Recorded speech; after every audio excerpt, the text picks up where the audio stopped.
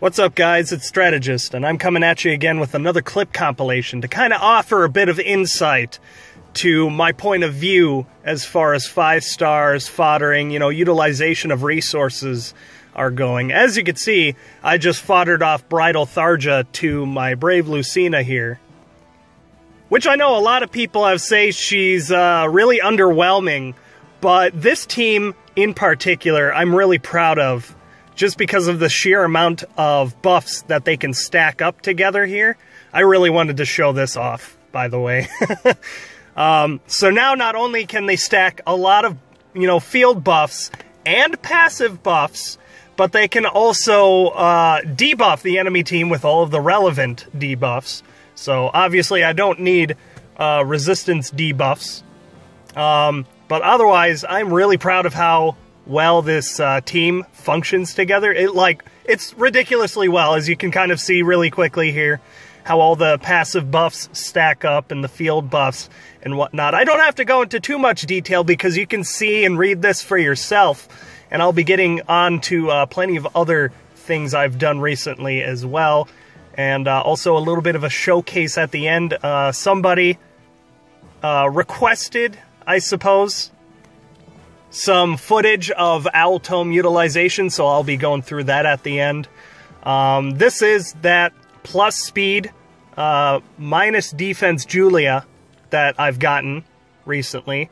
The Julia that's being merged into this one was plus attack minus speed, and even though Julia doesn't particularly need speed that much, it was pretty crippling having 23 speed. She'd get doubled by everything, so even things she could tank with her high resistance, they would double and just bypass it anyway, so that was rather annoying. I'm really glad to have fixed it. Her speed a super boon, so now she can actually do ridiculous life and death meme stuff. It's actually less of a meme and more of absolute destruction. Here's a Reinhardt I absolutely cucked. I fucking love it. He got hit with panic and all of the debuffs. So this Reinhardt is absolutely, completely neutered, and I just had to show it. I could just not show it. Oh, man. Really quick before I forget, you saw that I foddered Robin's own daughter to himself, so that way he could get Mirror Stance, and that's because Grima happened to be also plus resistance, so I'm kind of utilizing, subpar IVs in a good way. So just because your, character doesn't have the greatest IVs, you can use them. Obviously, I just gave Close Counter to Robin here, who's probably one of the best candidates for Close Counter, mostly due to his stat spread. Normally, his stat spread would be terrible because you wouldn't want to even everything out.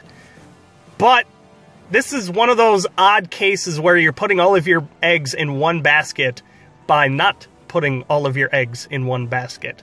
So, and this will kind of fall in line with some footage at the end of the video as well. Like Robin's stats are really even. They're spread out like really well or bad, I guess, depending on how you look at it. Oh, and I got another Gunthra recently. The one I already had was already perfect IV, so no need to change that. Let's just give these stats a nice boost. The perfect 2 to get boosted. So now she can ploy things a little bit better. And this is the result of Deltran's collab video. Like, as soon as he mentioned that Lyn had Gale Force, I immediately gave it to Harden. He's got the armored boots right there, so he can make use of it. If you proc Gale Force in the player phase, while you're already under the effect of armored boots, the movement buff will stay, even if you take damage after your first action. He'll be able to move 2 again and act 1 more time. Here's a nice, albeit slightly sloppy, example of the team that I showed earlier. The opportunity presented itself, so I was going to go ahead and kind of show off how absolutely ridiculous everyone's stats can get and what the team is capable of. So we'll go ahead and turn on animations here just to enjoy it that much more. 71 times 2. He's got the attack and speed passive buffs on top of his field buffs, and he's standing on some fortified terrain there, so that makes it even nastier. I guess she was there too. So now we are going to move our units in such a way so that way he gets every possible buff available to him while also debuffing poor Henry here, and we are just going to absolutely lay waste to this poor bastard. Oh man, he did not deserve it, but I enjoyed it. I was lucky enough to pull another 4-star Soren, so I went ahead and made him 5-star. Unfortunately, he doesn't have IVs that I'm looking for. I believe that one might have been minus res or something goofy like that. So I just merged it into my plus defense minus HP one. So now as far as IV conversions go, I'm actually changing my plus attack minus HP Tharja into a plus speed minus resistance Tharja. So now this could be a nice topic for the comments section. Comment down below whether you think plus attack minus HP was a better IV or if plus speed minus resistance is a better IV, because they are very close for being the best one. Long story short, for me personally, I chose plus speed so I can secure doubles much more efficiently. Okay, so into the combat. You can see that I did put my Winter Robin in not the greatest place, but I really needed to bait out that Dorcas because I knew that she was going to dance something, right? I really hate dancers. It's pretty difficult to predict them and bait them properly. So I put that juicy little bait right there. I knew Winter Robin could take it, especially since he's on the fortified terrain. So I put him there so that way she would dance that Dorcas right where I wanted him. So I'm able to take him out right off the bat and bait the rest of these units in a way that I want to. So now, utilizing the Owl Tome here, I'll be able to use it on offense because I've positioned my units in such a way that I'll have 2 adjacent, and that allows Robin to easily secure this kill right here. Owl Tomes, I already know, are very easy to look over, and that's because of how much coordination and how difficult it is to actually execute proper utilization of the Owl Tome, because it requires characters to be adjacent to the unit in order to get those buffs in the first place, not even taking into account the fact that whether or not your character would actually be able to utilize said buffs. Because not every character actually needs defense, resistance, or even like sometimes attack and speed. Which is why, in this case, Robin is a very fantastic candidate for an Owl Tome, because he does actually use each and every one of those stats. Even resistance, which is a super bane? No, regular bane. One of the very few regular banes on regular Robin. Realistically speaking, with an Owl Tome, you'll usually reliably get only 2 characters adjacent to the Owl Tome user in the first place.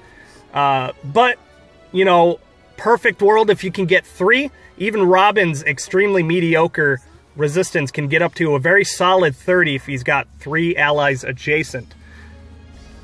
The Owl Tome can be used both player and enemy phase, but it's easier to use enemy phase due to the fact that you can bait characters in and position your units much more fluidly than you can when you're trying to initiate on other characters. So like right here, I was kind of having a little bit of trouble putting my units in an advantageous position. That Soren was probably my biggest threat, and I was having to definitely cord myself in a way so that way I could take him out a bit more efficiently and not have to worry about him in the enemy phase. Because dealing with him in the enemy phase would probably be a mistake, and Tharja really can't take that much damage. So as you can see here, she can't quite double him yet, and I've come to realize that Fire Posey, her weapon there, is actually kind of like an easy mode version of an Owl Tome, due to the fact that the range is increased by 1. So to utilize her attack and speed bond right here, I'm going to put Robin adjacent, so that way she gets the speed necessary to double and kill him, taking my biggest threat out of the way. And we'll just initiate on Ike over here because Robin can definitely take him out. We'll swap him, so that way that's advantageous. So I can show off Robin here. The fact that he used his Owl Tome here to block the hit extremely effectively. He doesn't have, like, the highest defense in the world, but look at that. Fjorm's attack is pretty decent, and she dealt pretty much no damage. So there's my little impromptu brief explanation about Owl Tomes. They can definitely give you a lot of value if you utilize them very well. So hopefully that's helpful for you guys if you didn't already know about Owl Tomes. Thanks for watching.